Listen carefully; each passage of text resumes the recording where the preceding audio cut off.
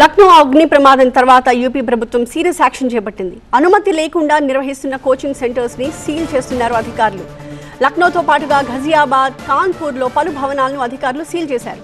Fire department నుంచి ఎలాంటి NOC లేకుండానే ఈ కోచింగ్ సెంటర్స్ నిర్వహిస్తున్నట్టుగా అధికారులు గుర్తించారు.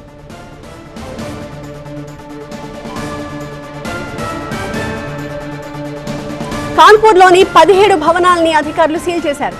అక్రమ నిర్మాణాల్ని కూల్చేస్తామని కూడా హెచ్చరించారు. నిన్నటి ఘటన నేపథ్యంలో అలర్ట్ అయిన అధికారులు నోయిడాలో కూడా పలు కోచింగ్ సెంటర్లను తనిఖీ చేసి ఫైర్ సేఫ్టీ లేని భవనాలకు సీల్ వేశారు.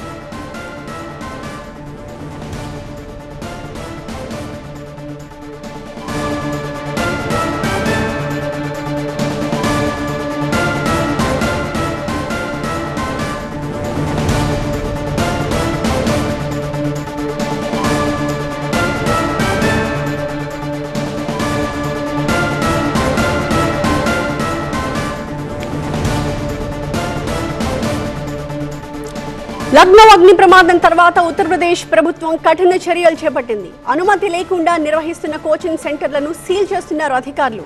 లక్నోతో పాటుగా ఘజియాబాద్, కాన్పూర్లలో కూడా పలు భవనాలను అధికారులు సీల్ చేశారు. ఫైర్ డిపార్ట్మెంట్ నుంచి ఎలాంటి నో అబ్జెక్షన్ సర్టిఫికేట్ లేకుండానే ఈ కోచింగ్ సెంటర్లను నిర్వహిస్తున్నట్టుగా అధికారులు గుర్తించారు. కాన్పూర్లోని 17 భవనాలను అధికారులు సీల్ చేశారు. అక్రమ నిర్మాణాల్ని కూల్చేస్తామని అధికారులు హెచ్చరించారు.